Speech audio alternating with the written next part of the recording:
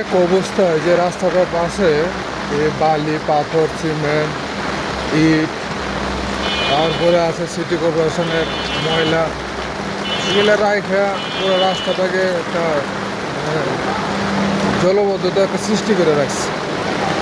আর এখানে যে ময়লাগুলো দেখতে পাচ্ছেন, এত পরিমাণে নোংরা পানি হয়েছে, এখন পানিগুলো কালো হয়ে গেছে।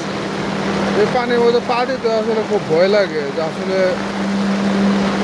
কি এক অবস্থা। এটা দেখার মতন কেউ নাই আসলে, কি বলবো। যাই হোক, আলহামদুলিল্লাহ সর্বশেষ আল্লাহ তাআলা অনেক ভালো লেগেছে।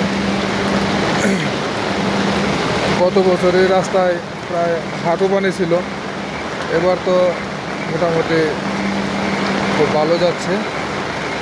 আর এখানে ড্রেনের মধ্যে যদি ময়লাগুলো না থাকতো, মানুষের যদি ইট পাথর বালি যদি না রাখতো, তাহলে আমার মনে হয় যে রাস্তাটার মধ্যে অনেক যাতায়াতের জন্য অনেক সুবিধা হতো।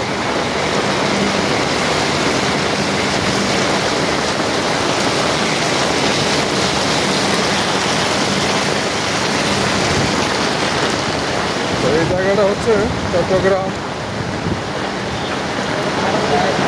চট্টগ্রাম মোহনা।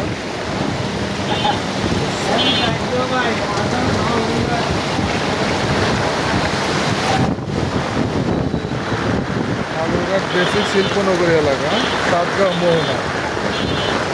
ঠিক আছে, আসসালামু আলাইকুম।